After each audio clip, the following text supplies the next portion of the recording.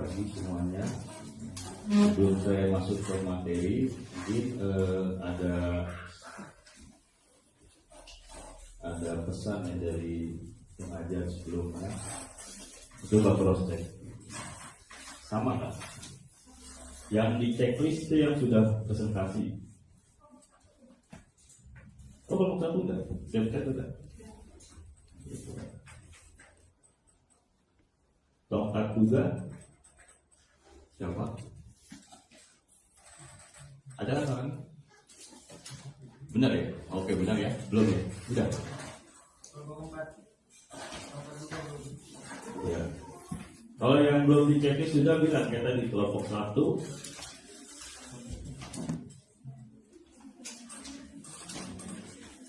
Udah setuju ya ini ya? Jadi di sini ada sekitar 6 kelompok yang belum. Kelompok 4, tongkat duga, CMM, ini silinder measuring mesin ya, theodolit, laser distance, interferometer. Udah benar ya, 5 ya. 1, 2, 3, 4, 5. Kita ada 7 pertemuan. 1 kuis, 1 pas. Setiap pertemuan bisa di awal presentasi, bisa di akhir nanti.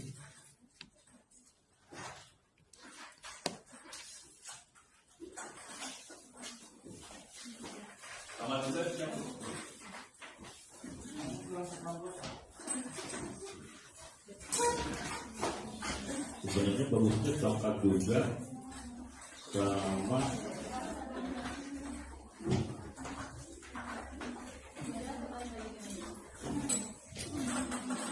CMM. Siapa CMM? Kalau 2 kelompok juga boleh juga. Jadi kita tinggal di dapur gitu.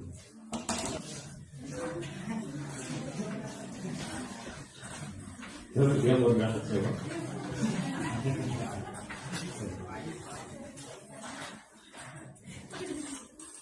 Nilai udah dikeluar belum? WPS? Sudah dari mana? Wah, itu lah bohong.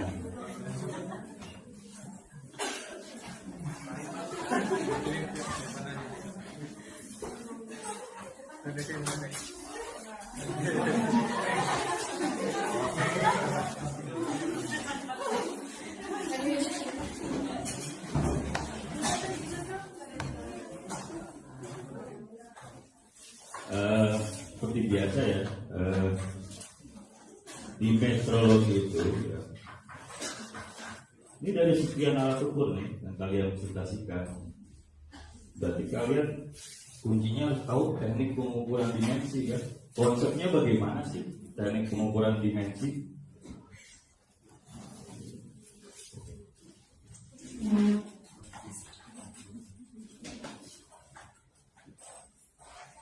Ada yang mau acung tangan?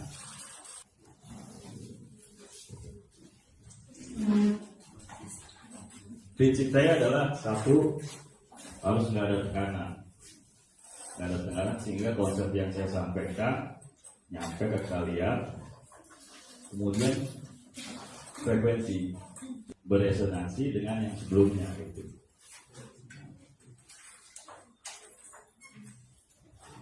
Kalau teknik kan teknik pengukuran, berarti kan cara ya. Besar aja dimensi. Teknik. Gimana merangkum satu cara mengukur dimensi dengan konstruksi beda-beda ini. Kalau udah melihat alat sudah langsung bicaranya adalah kalau udah menentukan teknik atau cara, coba aja lihat di SD. Yang pertama pasti ada syarat teknis, dia bicara konstruksinya. Ini konstruksinya beda-beda. Dari yang beda-beda ini sebenarnya bisa untuk meresumekan dari yang konstruksi yang berbeda-beda ini konsep teknik cara mengukur dimensi besar itu sebenarnya yang penting A, B, C, 2 coba dapatnya. Coba.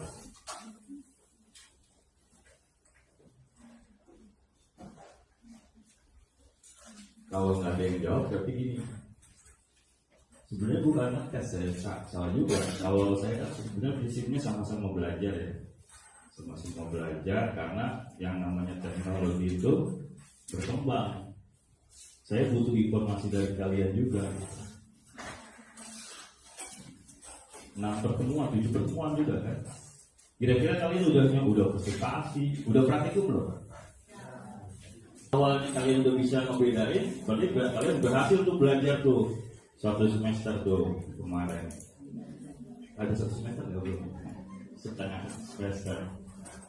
Dari yang konstruksi yang berbeda-beda ini, konsep teknik cara mengukur dimensi besar itu sebenarnya yang penting A, B, C, kan awalnya itu. Ini yang di belakang biasanya lebih tahu, saya. Namanya siapa? Menurut kamu ya? Oke, gimana saya? Oh, bukan sok tahu sih. Iya, ini lagi ya. Menurut kamu? Dari konstruksi yang ada, nih saya ulangin ya.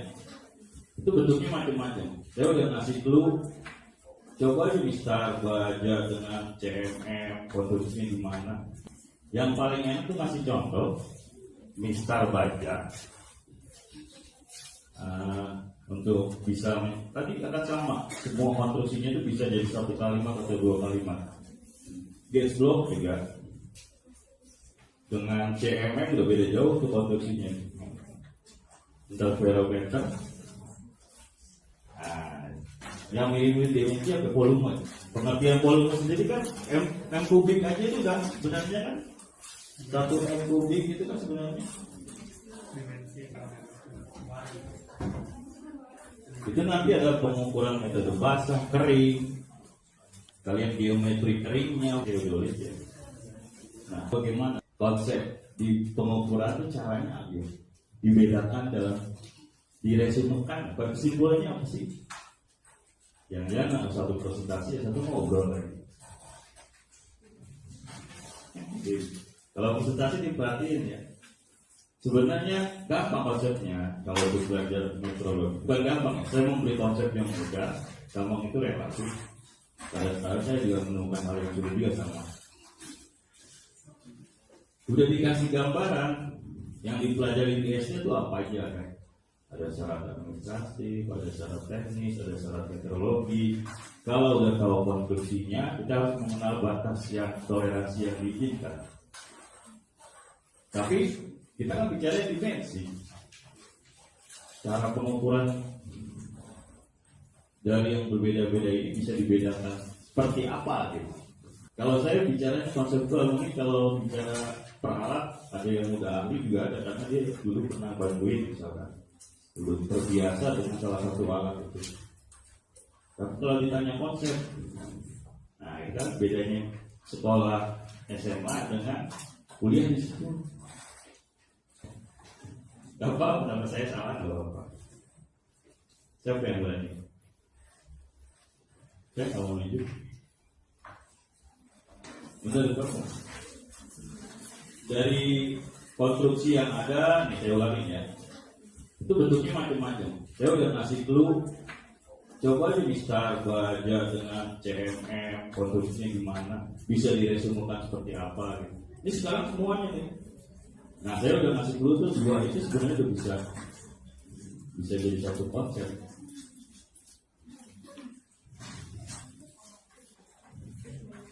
Begini ya. Nilai udah dari keluar belum? UTS? UTS itu udah dimensi berapa? Ada yang dapat ada. Maksudnya jangan. Yang awal sih yang nggak selamat deh. Ada nggak yang nggak selamat? Nggak selamat itu siapa dia? E ya, kalau D kamu D yang waduh, yang benar kamu kan bimbingan saya. Terus saya yang ditanya, kenapa anak bimbingan itu kurang? Bohong kali itu. DPTB nih?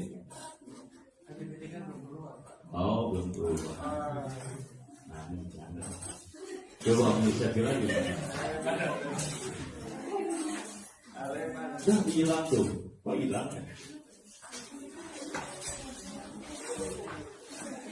Padahal tadi udah saya buka loh di RPS, banyak RPS. Kalau volume kalian bagus nilainya, saya yakin dimensi harusnya bagus. Karena volume itu dasarnya panjang. Pengertian standar volume panjang.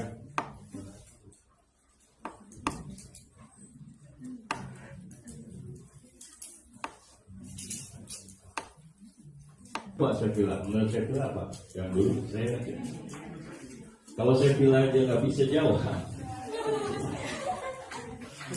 gimana saya berarti berhasil nggak tuh? Atau pura-pura disalahin juga bisa? Dari coba perlu diulang ya, dari sekian alat ukur menurut saya bilang itu, berarti resumenya konsep cara pengukuran teknik dimensi itu bisa disimpulkan ini. Oke, coba.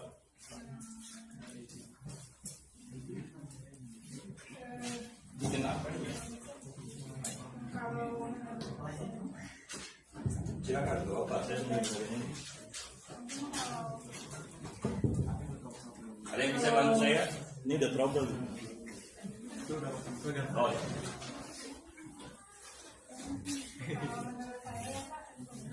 Ya, silakan. Kalau itu kan konstruksi dari alat sedimentasi kan seperti yang kita ketahui itu banyak itunya ya, banyak jenis-jenisnya itu, mulai dari sisi kerjanya yang berbeda. Tapi mungkin untuk resumenya tuh dari kesamaan dari setiap alat ukur itu memiliki apa ya? Maksudnya memiliki besaran pengukuran yang sama ya, yang artinya yaitu dapat mengukur panjang, lebar ataupun luas dari suatu hal yang kita ukur gitu. Jadi dari konklusinya. Atau saya stop dulu ya. Saya kasih clue lagi nih. Resumenya itu dari kesamaan, dari perbedaan. Silakan nih. Nanti ada yang menambahkan silakan ya. Dari sekian alat ukur yang ada, tuh ada depth, parameter, saya tambahin misal baja. Kalian bisa status.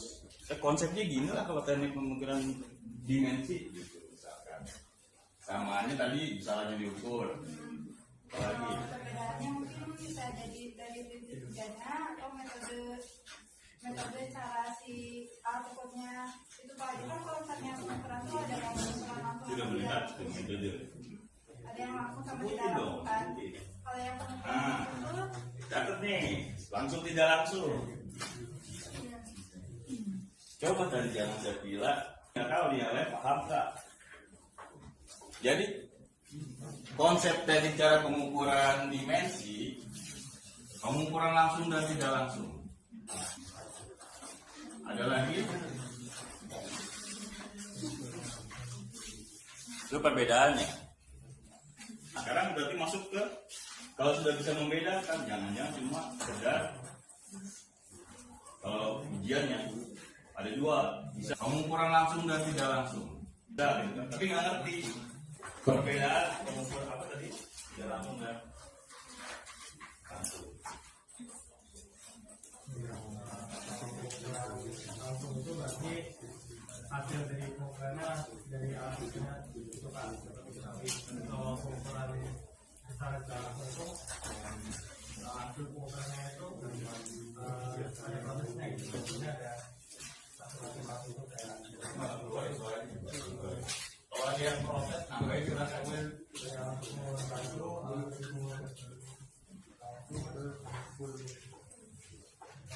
setuju nggak? Tadi pengukuran tidak langsung, jadi pengukuran dimensi itu hasil pengukurannya didapetin Satu dulu yang tidak langsung dulu. Tadi ada batu maksudnya gimana? Ada alat bantu. Jadi pembacaan itu nggak langsung dari alat ukurnya Pak, nggak langsung diketahui kayak mistar kan alat ukur secara langsung. Jadi benda ujinya langsung diketahui dari skala dan mistar. Tapi kalau pengukuran tidak langsung itu ada beberapa prosesnya dulu. Terus biasanya pengukurannya berapa proses? Jessica, contohnya apalagi yang tidak langsung. Saya kayaknya kabarnya bagus.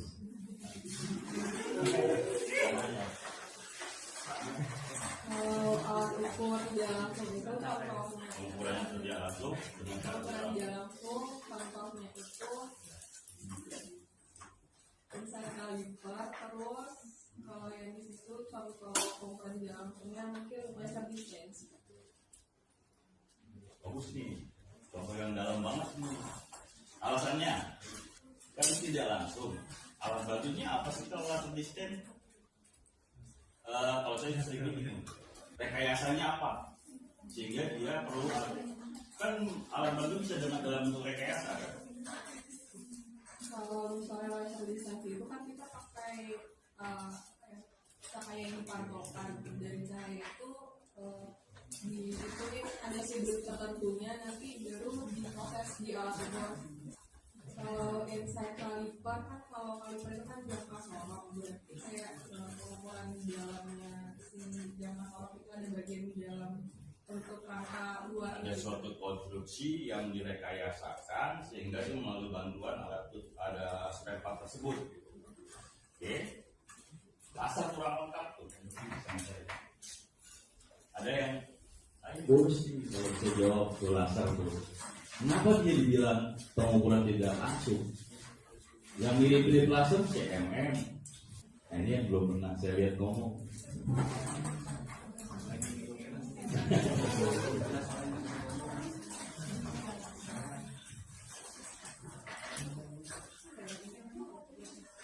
Atau ini ya, coba tahu.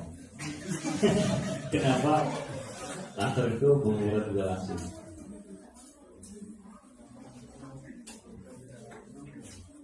Penting ini loh, penting loh. Yang terakhir ini penting. Saya kira mau jawab lagi bos. Jangan-jangan saya kira juga nggak tahu. Kenapa laser pengukuran tidak langsung?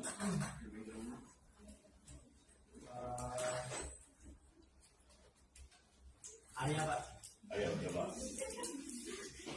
Mic-nya mana? Kamu kok jadi jawab kamu dulu kalau kamu. Menurut kamu, kenapa dia bisa? Di satu pengukuran tidak langsung soalnya hasilnya itu membutuhkan perhitungan Mendekati itu, mendekati. Masih umum. Itu siapa? Yang itu kalian.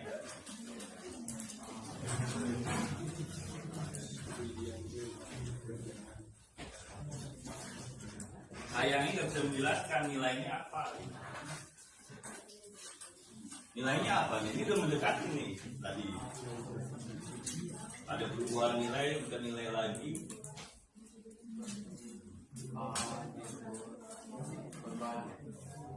ukuran tidak langsung karena si pantulan dari masalahnya setelah kena benda itu nanti kan diterima balik oleh si device-nya itu, terus dihitung waktu pantulannya berapa nanti dihapuskan dan Ini nilai, ini gejala fisik.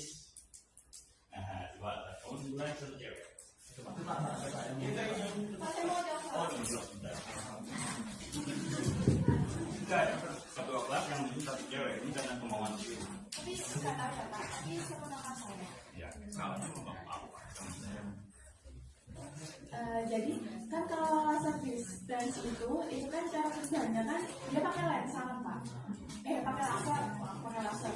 Jadi si lasernya itu, jadi si laser distance-nya itu nanti dia memantulkan si cahaya lasernya itu mengenai benda yang akan diukur. Misalkan kayak ini, misal laser distance-nya nih nanti ditaruh di sini, terus mau ukur jarak antara ruangan ini ke lebar ruangan ini dari sini ke sana. Nah, nanti dari si laser distance-nya itu dia bakal memproses hasilnya gitu Pak. Jadi sebelumnya dia menghasilkan si jaraknya itu tuh sama si laser distance-nya itu diproses dulu. Jadi makanya Gejala fisik prosesnya seperti apa?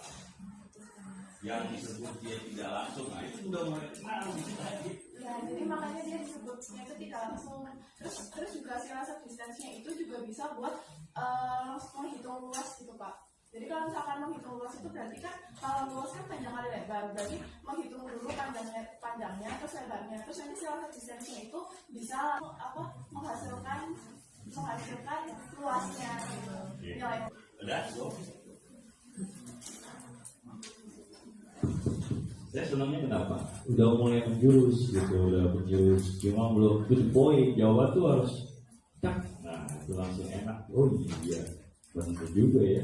Itu gejala fisiknya tadi area. Proses itu sudah mendekati. Satu lagi yang tadi saya bilang, tujuh perempuan. Tuh kata.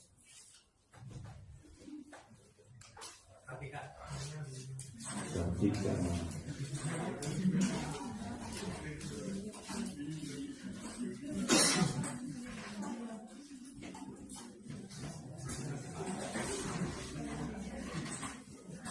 kenapa laser itu termasuk alat ukur tidak langsung? Jadi kalau itu dia kan mengukur besaran fisis. Jadi besaran fisisnya dari jarak objek yang kita ukur.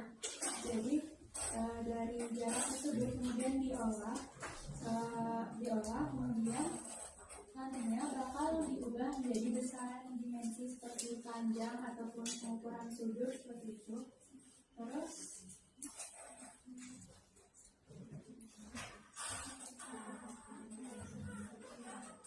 itu udah lebih dari proses bagus. Yang penting itu ya, teknik pengukuran ya harus tahu. Jadi lanjut adalah ya, jadi kan setelah diolah kemudian kan dia bakal ditampilkan dalam bentuk display gitu. Nah terus nanti setelah besaran fisis itu diubah jadi besaran lainnya seperti listrik karena itu tadi digital, kemudian baru ditampilkan ini master ya? Master ya? Setuju nggak? Setuju nggak sama temennya? Nggak dengerin kan? Kalau nggak dengerin suruh ulang. Setuju nggak?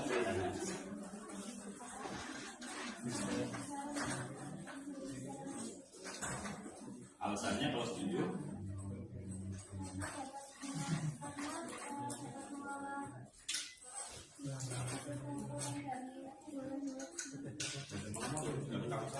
Karena kamu di depan saya sering mati, kamu paham coba. Nah itu jawab.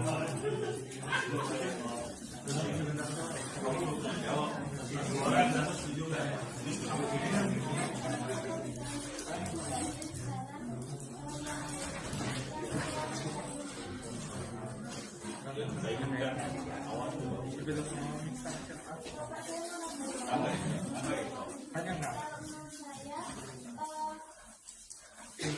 Kamu berdiskusi ke bawah, kamu yang tadi yang mau saya tanya di sini nggak apa-apa. Tentang itu tadi.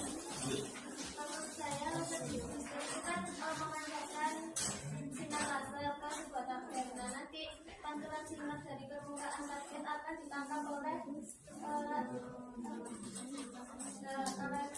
itu. Nah terus ditangkap terus dihitung jaraknya berdasarkan kecepatan sinar dan waktu perjalanan sinar target tersebut. Nah kemudian di dalam Ini mirip sama sebelah di jawabannya. Tapi ada yang harus beda dengan ini, beda dengan ini, atau menambahkan yang ini bagus tuh. Tadi awalnya udah menambahkan. Ayo kira-kira apa tadi yang menambahkan tadi udah lumayan mendekati. Siapa namanya? Kalau menurut saya tadi itu laser distance, kenapa dia ukuran kan berbeda kayak ukuran itu berbeda kayak ukuran itu kan. Kalau misalnya kalau ukuran itu misal ambil contoh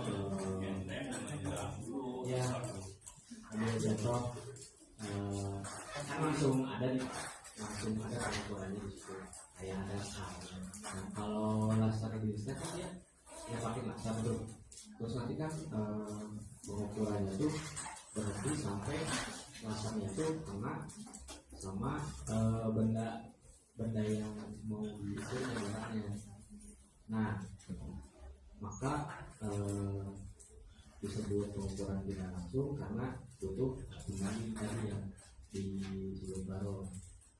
Nah alat pembandingnya itu bisa berupa kayak alat standarnya gitu, jadi kita tuh tahu gitu jarak dari sini akan Kalau ujian ya berapa baris? Jadi kita tuh tahu dulu gitu pas itu dari sini itu berapa, jadi dibandingkan itu antara biasanya sama bantu tadi. Nah, jadi tambah lagi nih saya analisa nih.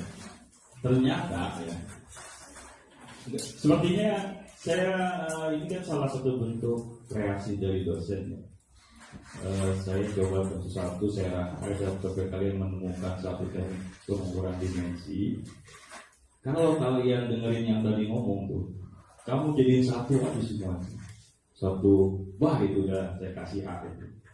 Benar. Kalau yang kamu jawab itu sama dengan mirip-mirip proses gejalanya dia konstruksi pengukurnya udah masuk ke proses ini masuk udah bilang besaran listrik kan saya bilang kemarin belajar sensor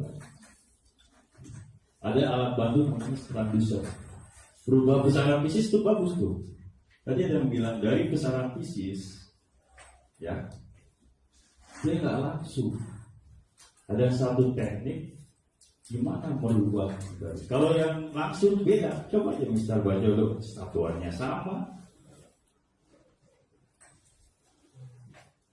Sebenarnya ini kalau kalian bisa jawab, saya udah dosen aja gitu kan. Karena apa? Semua yang alat itu mereknya beda-beda. Kamu bisa dengan merek A, belum merek B bisa. Tapi harus tahu konsep. Mungkin orang yang sering menggunakan salah satu dari alat yang disebutkan tadi, teodolit dan lain sebagainya itu. Yang penting kan konsep. Media seperti ini ketika tahu ada konsep, ya kalau mahasiswa itu gak usah disuruh ya. Wah jadi minat, saya pengen tahu alat ini, saya pengen baca ini, saya mau buat alat ini, saya mau jadi tugas akhir ini. Teman saya buat, kalau mahasiswa yang udah sering akar gitu kan, konsultasi saya anggap teman gitu kan, saya anggap dibayar dari apa? Tongkat juga. Dia buat tempat juga yang digital. Nah, itu juga gak gampang ya. Niat aja kalau saya lihat niat, Nah, kalau kalian ditempatkan di kalibrasi ya kayak di lab saya juga tuh. Wah itu yang mereknya, yang modelnya, yang konstruksinya segala macam. Saya baru belajar saat harus kalibrasi. Dulu ke Sulawesi. Kalau nggak tahu konsep dasarnya, nyerah. Aduh, caranya gimana gitu. Ini termasuk konstruksinya yang bagaimana gitu. Nah itu ya. Kenapa seharusnya itu harus tahu jurusan kalian apa? Metrologi dan instrumentasi. Instrumentasi itu akan untuk memudahkan orang melakukan suatu pengukuran dengan konsep transducer tadi. Berarti harus tahu bagaimana, apalagi nanti dikontrol, nah nanti ada instrumentasi industri. Tapi konsepnya dulu. Ada yang bukan tidak langsung yang nggak harus instrumen dalam bentuk listrik. Alat bantu spare partnya mekanik lagi dia sebagai alat bantu, inset tambahin spare part alat tersebut. Yang panjang nus ke dalam, tahu kedalaman daripada lubang atau lubang mur, lubang mesin. Oke. Terus yang penting kedua ya, panjang itu kan besaran turunnya nanti ke volume. Ada yang pengukuran basah, ada pengukuran kering. Anggaplah tangki ukur, volume tangki ukur itu volume dalam keadaan kering. Akan beda lagi cara pengukurannya dengan ya basah. Tuh. Dia kan karena basah itu gejala fisiknya itu adalah ada hidrostatisnya ya. Ada hidrostatis, makanya di perlu metode tertentu. Nanti kan disampaikan tucit ya, ya. Nah, saya menyampaikan itu ada konsep-konsep penting itu yang umum ya, yang tadi saya sampaikan yang umum. Nanti ada yang lebih khusus lagi masuk ke ada alat yang dibuat gabungan dari berbagai metode.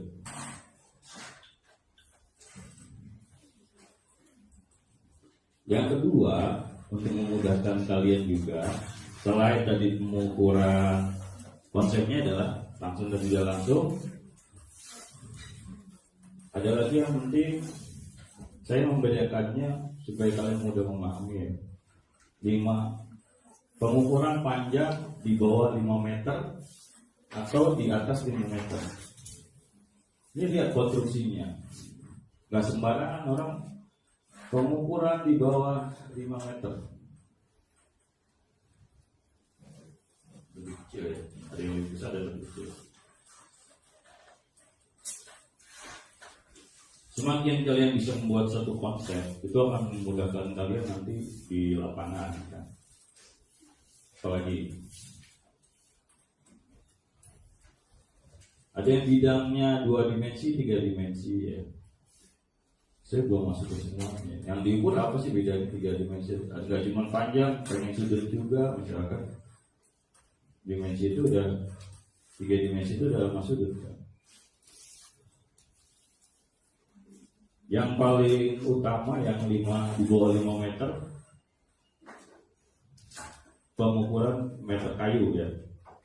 Meter kayu udah paling 1 meter ya. Dia dibandingkan dengan apa?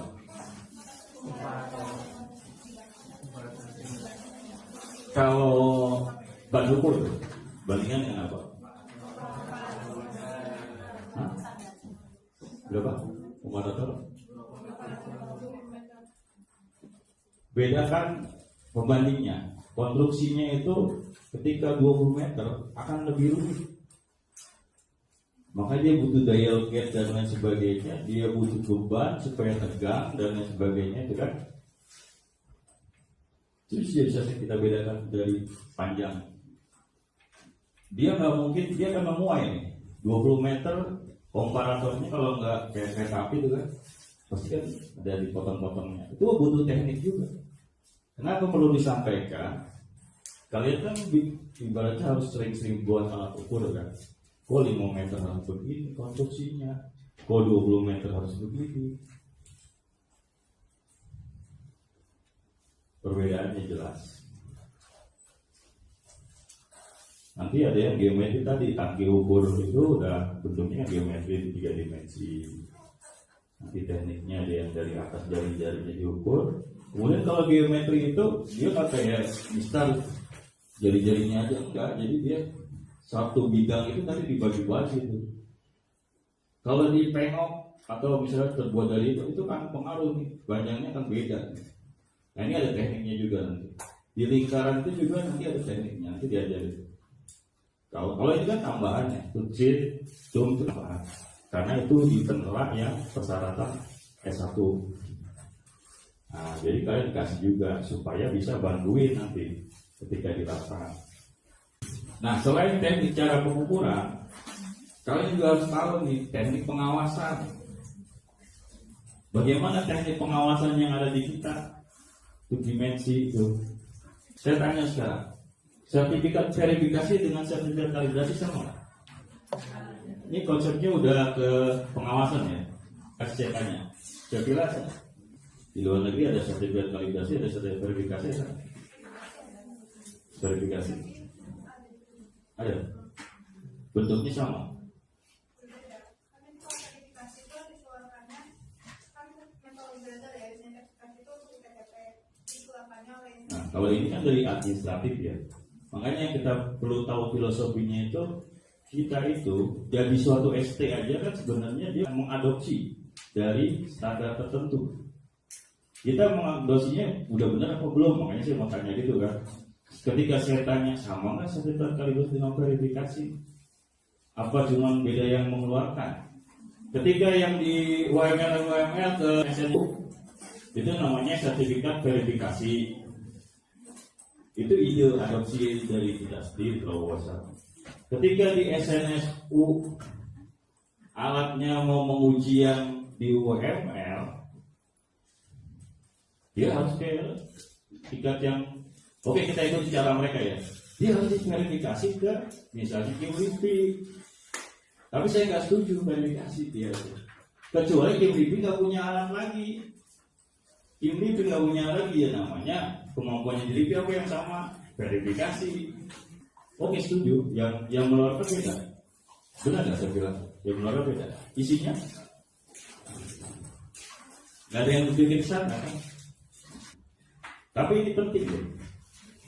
Kalau sebenarnya teori dasarnya, filosofi teori dasarnya, itu harusnya hasilnya dalam bentuk namanya dia pengendalian mutu. Verifikasi itu harusnya pengendalian mutu dalam bentuk kontrol chart, harus hasilnya seperti itu. Baru namanya verifikasi. Itu filosofi banget.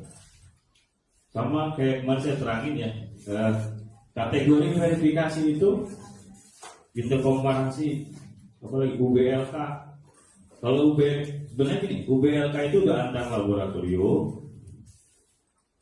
pengecekan antara di dalam internal laboratorium misalnya, itu sama semua verifikasi, sama duplikasi pengujian, itu verifikasi kategorinya.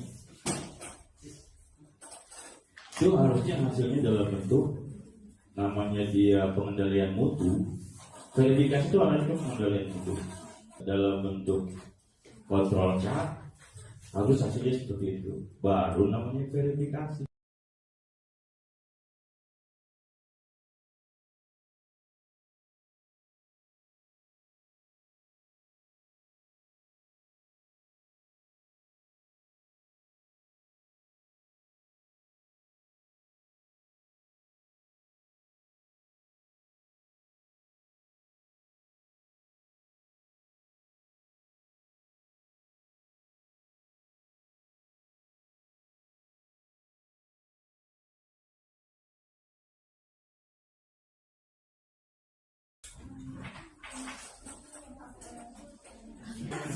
Oke, kita melanjutkan.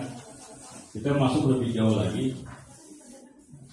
Kalau kalian pernah baca SAP-nya atau SAP, standar pengajarannya TPD, selalu TS itu adalah pemakaian alat ukur yang berhubungan dengan besaran dimensi. Untuk bisa kita memakai alat tersebut, tadi saya sudah terangkan secara umum bagaimana teknik pengukuran dimensi. Yang dibahas di agenda awal adalah alat ukur linear yang langsung dulu, yang tidak langsung nanti di minggu kedua atau minggu ketiga, tergantung yang presentasi. Nah, jadi setelah kalian mengetahui ya kan, yang langsung ini sekarang beberapa contoh kan, alat ukur yang sifatnya pengukuran langsung. Saya kasih prinsip utamanya aja ya, supaya pengukuran itu lagi-lagi kalian gak jauh-jauh dari syarat teknis, syarat kemetrologian yang paling utama secara teknis. Ketika dia langsung dibandingkan, kalian bayangkan bisa baca aja. Yang paling menentukan kerataan, ujung titik tor. Coba yang udah praktikum itu siapa tuh yang pakai Mister Baja, Van Becker ya. Karena kita maupun langsung membandingkan antara dua alat dengan konstruksi yang sama. Konstruksi yang sama tuh gini. Kalau ditanya harus bisa menjabarkan ya. Satu aja kalau kalian gunanya kalian mempresentasikan, kalian tuh harusnya menggodok konstruksi alat bisa baca aja misalkan. Oh dia terdiri dari skala-skala. Kalau skalanya begini salah, ketebalannya salah, terus kemudian bengkok dan lain sebagainya. Itu dulu dipahami tuh, yang sederhana. Kebetulan kalau langsung kebanyakan sederhana ya. Belum nanti kalau udah tidak langsung dengan prinsip Corbusier, ya kan? Kenapa dia menyebabkan pengukurannya kok jadi jauh? Ini konstruksi peralatannya gimana? Kalian harus mengenal. Apalagi bicara kilometer, konstruksinya juga modelnya harus tahu. Itu kalau ya nanti itu di kedua ya, kalau tidak langsung. Ini yang secara langsung contoh-contohnya. Bahan ukur dengan meter kayu dari kalau mau digodok, ini baru dari saya. Nanti kalau bisa sih di presentasi itu ya kalian ngebahas konstruksi-konstruksi ini sehingga ada pemahaman kira-kira penyebab pengukuran itu bergeser dengan konstruksi seperti ini dengan metode yang linear langsung sampai pengolahan data. Kalian juga bisa memakai, kalau nggak bisa mengolah data, bisa aja saya bilang sembarangan gitu kan hasilnya.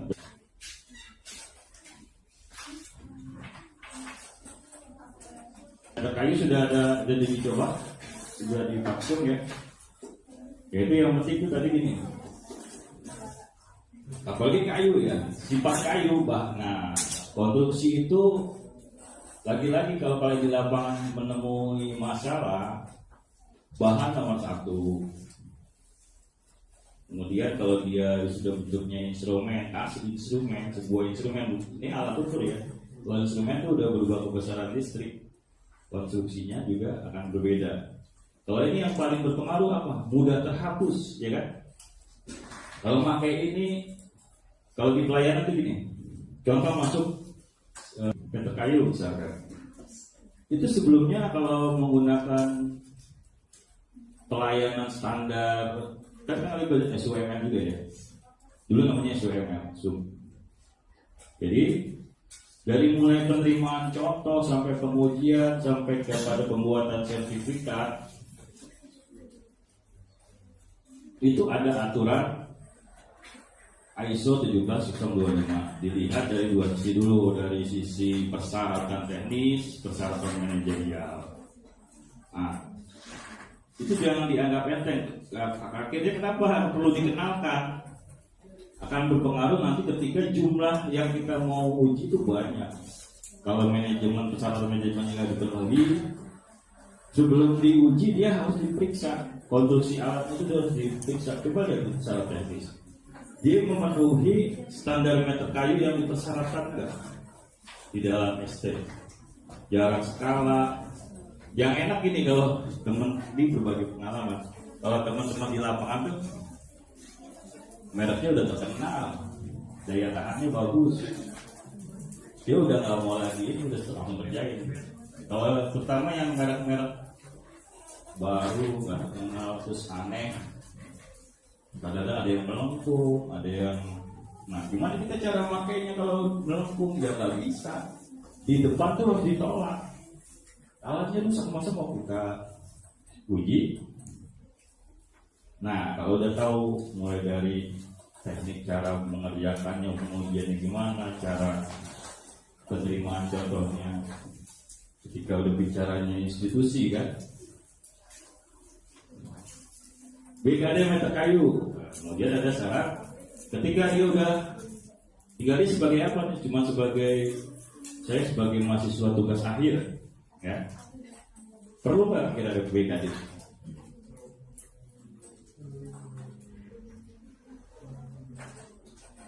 Dia dianggap perlu karena dilihat dari tujuan pemakaian. Kalau udah bersifat dia untuk misalnya meter kain pakai untuk transaksi penjualan kain gitu kan, untuk dipakai, digunakan untuk mengawasi penjualan, untuk transaksi penjualan kain gitu kan. Kita harus tahu BKD meter kayunya. Kalau untuk tugas akhir, saya punya contoh di bimbingan saya juga. Pak, saya cuma bisa mengukur, tapi nanti seandainya keluar dari yang standar ini dia akan bunyi alarmnya gitu kan. Mengukur aja Pak, bukan bunyi. Dia tapi bukan meter kayu ya, berat. Jadi bimbingan saya itu buat berat yang sesuai standar Kemenhub. Perdagangan punya standar, jadi Kemenhub juga punya standar. Errornya harus 5% gitu kan. Kok saya nggak mau buat seperti itu karena motor kan, berat motor itu kan sensornya mahal. Saya ganti aja yang berat kapasitasnya 10 gitu kan. Nah, terus tujuan kamu apa gitu kan? Tujuan pemakaian kamu nanti, apalagi di latar belakang disebutkan ada persyaratan 5% untuk kapasitas beratnya sekian. Kalau itu 1 meter, kapasitas 1 meter dengan BKD sekian ditentukan. Terus dia tiba-tiba saya mau ukur aja Pak, nggak mau pakai syarat kemeteorologian gitu kan. Kalau ini dia menggunakan syarat Kemenhub, tapi nanti bunyi alarm. Dia nggak bisa. Kalau misalkan standar beratnya motor itu 100 kilo, keluar dari toleransi harus ada batasan kan, yang menyebutkan aturan ini nggak boleh udah lebih dari 5% errornya. Nah, jadi gimana mau bunyi alarm kalau nggak ada batasan? Keluar batasan, keluar jembatan timbangnya keberatan gitu dan sebagainya kan. Lah harus ditentukan batasan yang diizinkan. Nah ini kalau digunakan tadi untuk keperluan tadi pengawasan. Kalau untuk tugas akhir diharapkan ya, kan kalian mau kerja di bidang meteorologi ya, seolah-olah ini nanti BKD-nya nanti dipakai bikin alat, BKD ini di bidang usahawannya akan dipakai ya. Saya kira kalau untuk pemakaian kalian sudah tadi yang saya lebih ke intinya konseptual, tinggal pemakaian di lapangannya aja. Nah, ini juga sudah kayaknya. Alat ukur tinggi ini banyak ya di rumah sakit. Kalau ini untuk yang di mesin itu cukup dengan menggunakan alat ukur ini. Ketebalan setiap rongga itu bisa diwakili oleh lempeng-lempeng tipis ini. Ukuran sudah tertera. Ban ukur juga. Jadi ini lebih kepada pengantar pemakaian aja dari alat-alat yang menggunakan prinsip pengukur linear langsung. Nanti makanya perlu dipresentasikan. Nanti saya mau fokus di ininya ya, pemakaian itu sampai ke pengolahan data. Konsepnya seperti apa? Ini juga kalian udah tahu ya, kilometer ya. Bagian-bagiannya terutama yang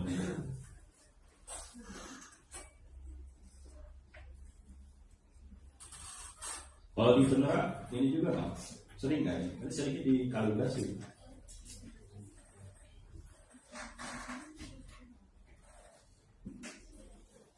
Sampai ke Jangka Sorong, ya itu yang termasuk ke. Jadi di depan itu sebenarnya udah untuk minggu ini saya udah selesai. Panjang tadi saya dengan kreasi saya coba untuk menyampaikan apa dasar. Cuman yang belum pemakaian itu sampai ke konsep pengolahan data. Yang paling utama kalau di meteorologi pengolahan data. Kalian juga bisa memakai kalau kalian bisa mengolah data. Bisa aja saya bilang sembarangan gitu kan, hasilnya berarti belum bisa pakai alat tersebut. Jadi yang disebut, poin tujuan di sini adalah sampai nanti kalian tuh bisa mengolah datanya. Makanya terus saya nanti ada bagian di minggu ke-3 atau ke-4 kita ngebahas analisa ANOVA, analisa varian. Data pengukuran nanti akan bervariasi gitu kan. Berarti kalian juga harus toolsnya adalah kalau di pengolahan data toolsnya adalah statistik. Ya, kalian tuh udah dapat statistik. Ada yang dapat nilainya nggak selamat. Saya bilangnya nggak selamat aja. Kalau bagi saya tuh dia udah nggak selamat, minimal cek. Ada satu orang statistiknya dapat. Kalau bisa diulang. Nah, jadi saya kasih gambaran ini, kalian sudah bisa mulai referensi lain juga. Yang bagus itu kita jangan tergantung referensi yang dikasih dari dosen yang di sini. Yang penting kalian scope yang nanti sampai selesai nanti kita setelah UTS materi sudah dapat, cara pemakaiannya, menggunakan metode-metode yang kalian harus tahu, kemudian cara pengolahan datanya. Terutama apa kalau di saya itu terutama filosofinya. Kadang-kadang kalian bisa jawab belum mengerti. Ini contoh ya. Misalkan keluar di UAS. Apa yang dimaksud pengukuran linear? Apa yang dimaksud pengukuran linear pembacaan langsung? Jawabannya betul. Tadi yang saya tadi di awal saya suruh jelasin bedanya apa linear langsung sama langsung gitu kan? Ternyata kalian masih saling bantu. Kalau di saya itu terutama filosofi. Kadang-kadang kalian bisa jawab belum mengerti. Nah, nanti di minggu ketiga analisa varian itu karena dasarnya pengukuran itu bervariasi datanya. Konsep pengolahan data itu begini filosofinya. Oh, makan sehari berapa kali? 3. Pagi, siang, malam. Kayaknya 2 kali, karena kurus kan. Sehari berapa? 3 kali. Ada yang lebih dari 3 kali?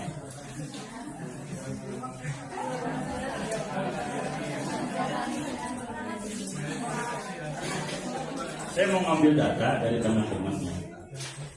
Kalau pengolahan data bicara kan data pengukuran yang bervariasi ya. Hubungannya nanti ke rata-rata itu ada rata-rata yang ke arah pemusatan data, ada angka yang harus perlu ke arah bukan pemusatan data. Kalau dari rata-rata belum mewakili, dia harus dari yang ke arah variasi. Jadi ada perhitungan untuk SD dan sebagainya. Kenapa nih? Pertanyaannya adalah kenapa rata-rata belum mewakili gitu? Oh, makan sehari berapa kali? 3. Rata-rata kalian semua 3 kali sehari. Pancingan dulu, ada nggak? Kenapa tuh? Kenapa dalam pengukuran itu rata-rata belum mewakili? Namanya siapa? Farhan. Misalkan Farhan ya, saya mau ngambil rata-rata dalam seminggu. Hari Senin dia makan 6 kali, sehari 6 kali. Hari Selasa dia nggak makan sama sekali. Hari Rabu dia cuma 2 kali. Coba rata-ratain seminggu, kira-kira sehari berapa kali? Bisa 3 kali. Bandingkan dengan siapa misalkan? Ini Arya udah. Kamu sama siapa? Beda. Oh ini. Senin 3 kali, Selasa 4 kali. Lebih halus dia rata-ratanya kan? Mendekati 3 kan? Dia 5 kali. Kalau ini kan selang-seling. Aduh, bahkan 6 kali besoknya nggak makan. Sama rata-rata 2 hari itu udah 3 kali. Terus yang tadi yang ini Senin 3 kali, Selasa 3 kali, Rabu 3 kali. Rata-rata 3 kali kan. Bagus nggak kira-kira pengukurannya? Rata-ratanya 3 kali. Orang makan standar sehari 3 kali kan. Untuk Farhan. Sekarang 6 kali, besok kosong. Besok nggak makan gitu. Nah itulah rata-rata itu arahnya baru ke pemusatan data. Jadi pengukuran itu nanti akan dilihat distribusi datanya. Kita akan menganalisis variasinya sehingga dia bisa mewakili pengukuran yang kita lakukan. Semua alat ukur di metrologi itu konsepnya adalah pemakaian yang ke arah akurasi dan presisi. Apa yang mewakili akurasi dan presisi? Akurasi itu bisa diwakili ketika kita memperoleh nilai koreksi dan error. Dalam bentuk persentase juga bisa. Kalau presisi kan dari standar deviasi kan. Nah, nanti kita arahnya kepada ketidakpastian tipe A dan tipe B.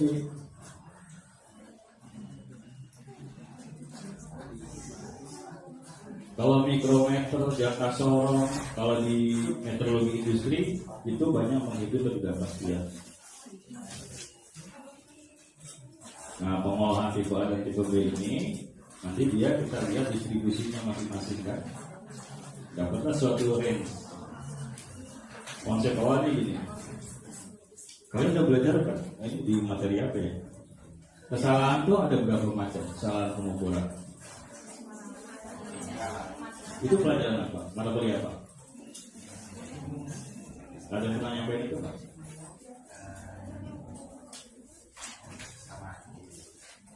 Itu mata kuliah apa?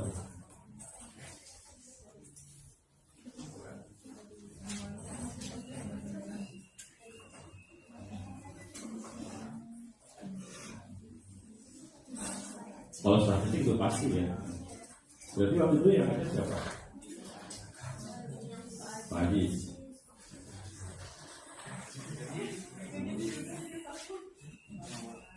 Jadi ada 3 ya? Ada 3 ada berapa?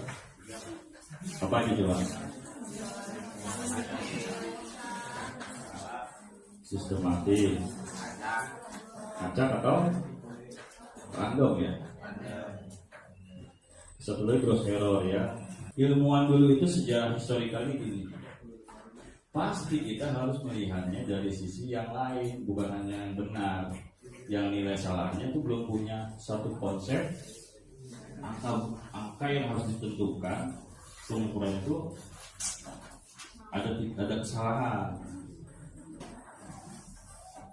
Tapi waktu itu kesepakatan aja berupa range. Range itu ada plus minus berarti kan.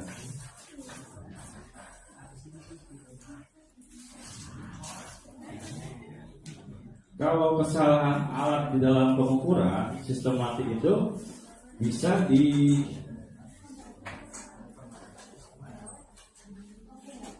didapatkan dari error dan koreksi. Kenapa dia termasuk sistematik? Contohnya gini, stopwatch aja kan, jam timer ya. Timer itu ketika koreksi 5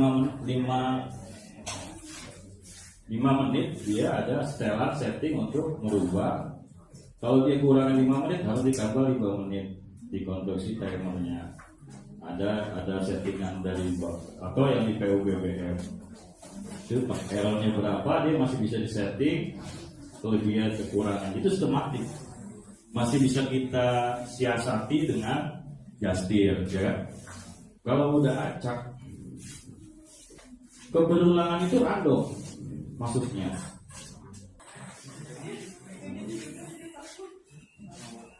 Seperti ketidakpastiannya juga nih, dibuat sebuah kesepakatan tipe A itu ya berdasarkan statistik, yaitu keberulangan tadi, standar deviasi. Kalau ini dari konstruksi peralatan, pengalaman tuh gini. Laboratorium itu kan menggunakan alat yang berbeda-beda. Kalau menggunakan alat ini pengalaman akan bergeser pengukurannya karena konstruksi ini sudutnya aja bisa berubah kalau keseringan kepake. Tipe alat seperti ini misalkan gitu. Tapi bisa diwakili dengan nilai drift. Nah, yang sifatnya pengalaman teknis dan konstruksi alat itu bisa jadi daya drift ini bisa performanya berkurang ya. Ada lagi yang perlu kita tahu tuh, satu lagi tuh yang berpengaruh kepada pengukuran. Tambahannya adalah pemodelan matematisnya. Model matematis yang berbeda. Kalibrasi gas block dengan standarnya gas block, dengan mikrometer dengan kaliper misalkan, dengan pemodelan yang ini bisa nggak saya ganti ya modelan bersama model matematisnya. Nah, itu akan berpengaruh pada pengukuran. Nah tadi udah ya. Jadi selain metode model persamaan matematis yang berpengaruh, budget ini kan termasuk budget super ketidakpastiannya juga nih, itu berpengaruh ke pengukurannya. Budget itu gini, jadi sumber-sumber yang menyebabkan pengukuran itu bergeser tergantung dia mengukur apa, mengukur densitas Ngukur massa, ngukur densitas, ngukur volume yang lebih rumit tuh yang densitas. Jadi sampai tekanan permukaan itu jadi sumber kepastian makin banyak lagi jenis cairan yang digunakan.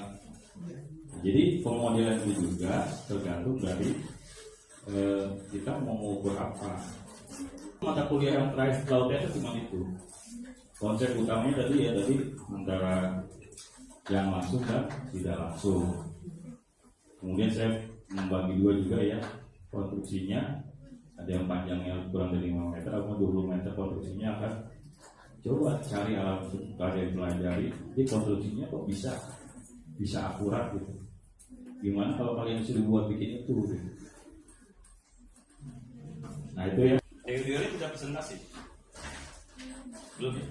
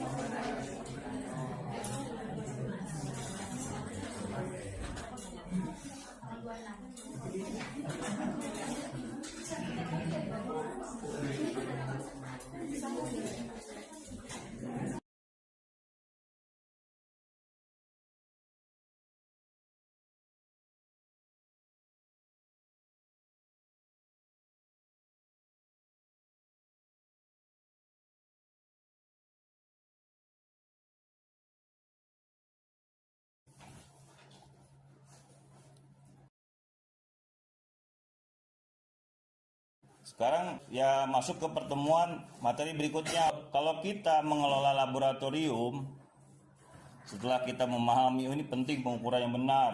Ini penting ketidakpastian pengukuran. Bagaimana di laboratorium kalibrasi itu supaya bisa memenuhi jaminan kesesuaian. Nanti kita coba kalibrasi peralatan yang namanya oven. Oven, water bath itu kategori semua yang satu kategori yang dinamakan enclosure. Jadi bagaimana dia melihat tingkat homogenitas di dalam suatu ruangan.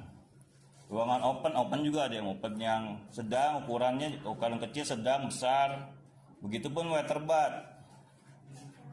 Nah, kemungkinan kalau kita nggak bisa uji coba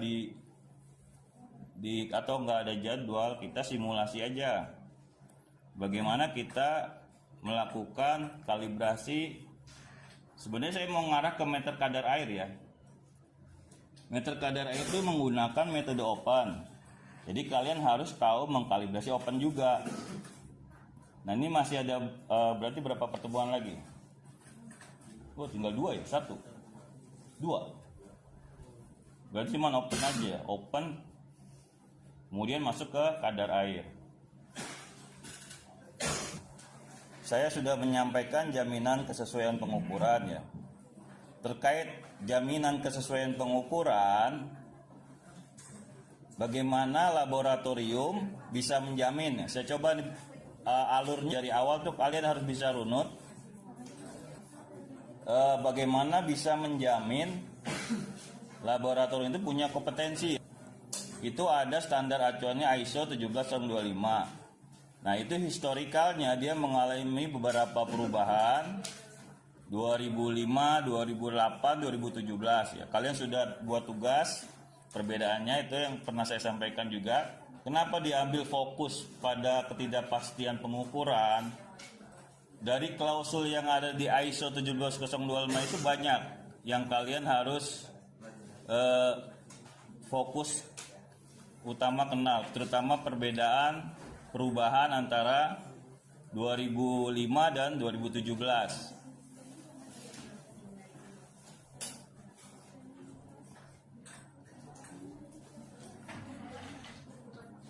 Kenapa saya mengambil satu klausul yang ada juga studi tentang ketidakpastian pengukuran? Karena terkait definisi dari pengukuran yang benar. Kalau pengukuran yang benar tidak dikaitkan dengan nilai ketidakpastian, ya, itu dianggap pengukurannya belum benar. Karena ketidakpastian itu merupakan rantai pengukuran, setiap alat itu harus tercermin ketidakpastian alat sebelumnya.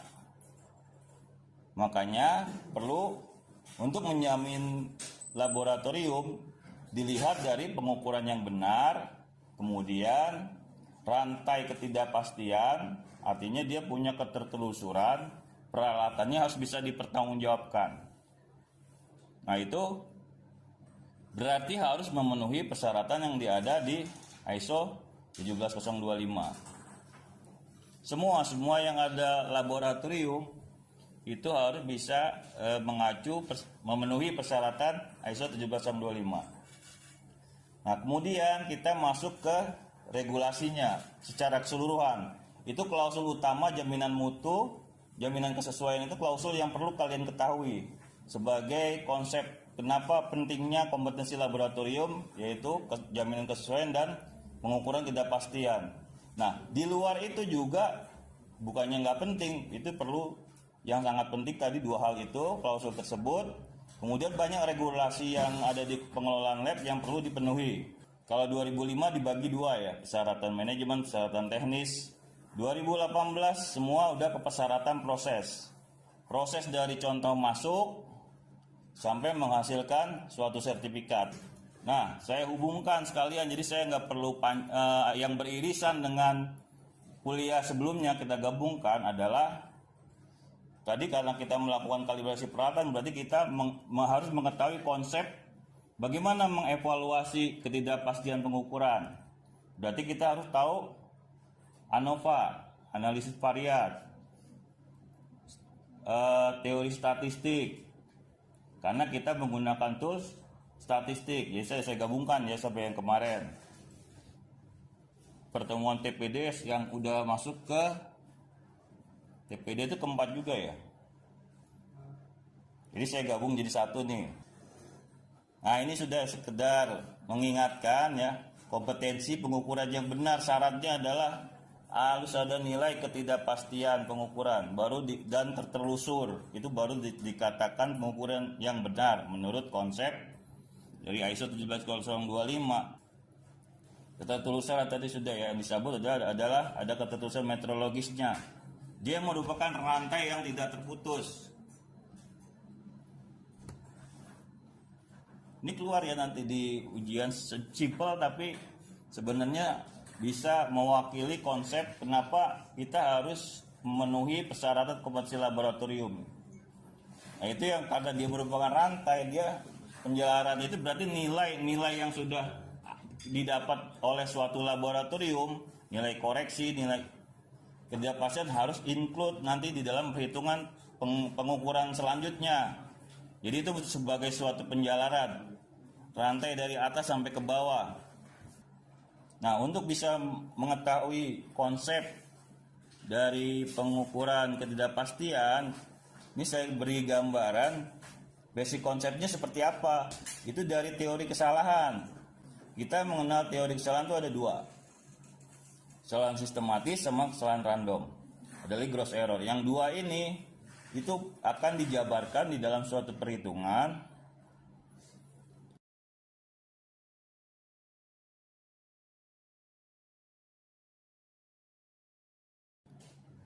dalam suatu konsep. Setiap alat kuncinya adalah harus memenuhi tingkat akurasi dan presisi.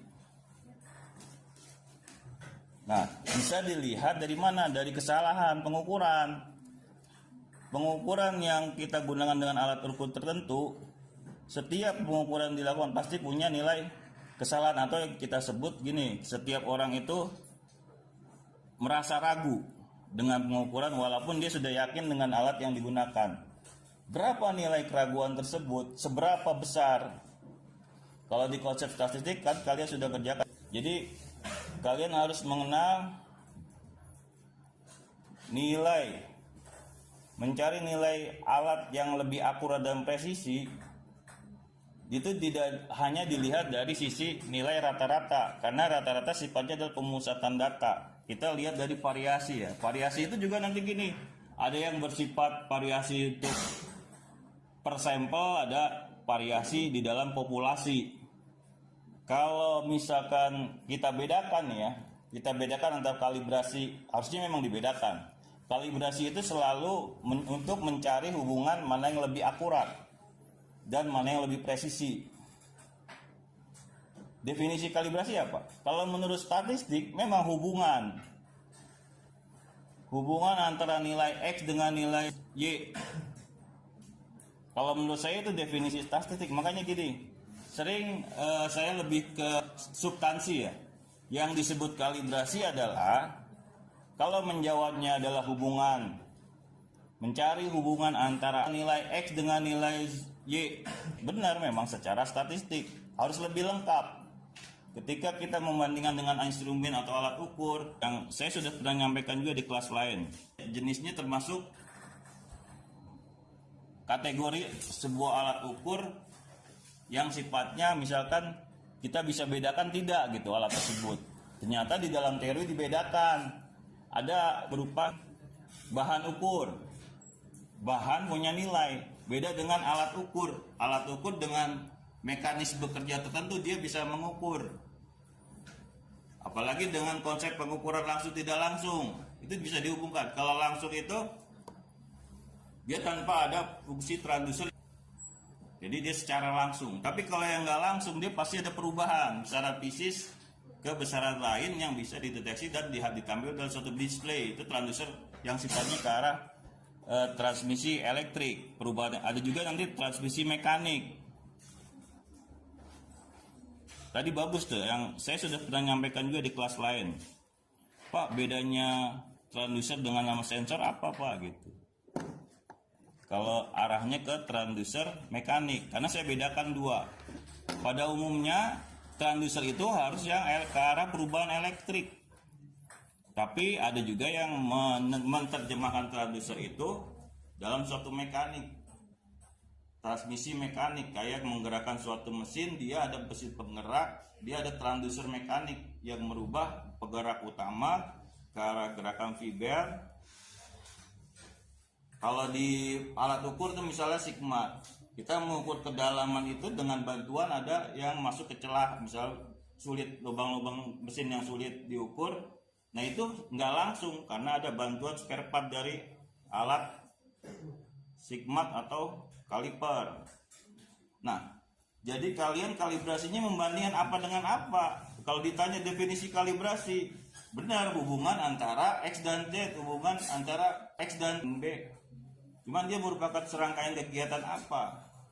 Untuk mencari hubungan antara alat ukur, ada bahan ukur, ada sistem pengukuran. Alat ukur itu ada dua, instrumen ukur dan yang bukan sifatnya instrumen. Nah, saya kenapa ngambil contoh open? Open itu nanti kalian ngebandingin antara metode open untuk kadar air open dengan alat kadar air, meter kadar air yang berupa alat ukur yang konstruksinya adalah kita buat dia bisa mengukur kadar air dengan yang perhitungan. Itu dua hubungannya kita bisa cari tuh. Persentase kadar air itu bisa dicari. Dua hubungan itu bisa juga dibandingkan. Sekarang ada peraturannya di UML, malah alat dengan alat, meter kadar air dengan meter kadar air. Yang satu harus lebih teliti, master, namanya master meter kadar air dibandingkan alat meter kadar air. Nah itu dua hal yang berbeda. Itu pengaruhnya kemana nanti di konsep ketidakpastian. Itu pengaruhnya di sumber-sumber ketidakpastian. Nah itu definisi kalibrasi ya. Saya menjelaskan secara substansi. Nah, sekarang bedanya apa dengan kalibrasi dan verifikasi? Akan lebih lengkap kalau kalian menyampaikannya itu dalam gambaran yang substansi. Kalau verifikasi itu sebenarnya kalau di data pengukuran itu coba mencari tingkat seragaman. Kalian ini seragam ya nilainya. Dari populasi ini kalian dilihat nilainya seragam nih untuk nilai TPD misalkan. Tapi per individu juga, kalau dia mengerjakan suatu alat ukur, dia akan melakukan perulangan. Ada nanti dipandangnya secara populasi, secara sampel per orang itu melakukan suatu pengukuran. Akan dilihat tingkat keseragaman. Kita ambil contoh satu kegiatan aja ya. Misalkan cek antara. Dia dikatakan verifikasi, cirinya adalah apa? Cirinya adalah kata kuncinya adanya batas atau kontrol. Batas atau kontrol itu dilihat dari dua cara pandang ya. Per populasi sama per individu sama populasi. Misalkan saya mau coba kalian seragam nggak melakukan pengukuran menggunakan kaliper dengan gas block. Kalau sama semua seragam, dia harus punya nilai yang disebut, yang bisa notasi yang menyatakan dia merupakan batas atau kontrol. Makanya kenapa saya bilang kontrol? Kalau saya bilang verifikasi cukup kontrol cat, kenapa? Karena dia sudah mewakili kata kontrolnya ya. Sebenarnya bukan kontrol cat. Cat aja cukup, cat. Apalagi lebih kecil, lebih besar, ini batas kontrol nih, ciri verifikasi ya. Kenapa kita perlu tadi ketelusuran itu ada kalibrasi, ada verifikasi, harus jelas. Di ISO 17025 itu konseptualnya adalah kita akan melakukan kalibrasi peralatan standar karena dia akan menguji yang lain. Kemudian alat standar tersebut harus diverifikasi.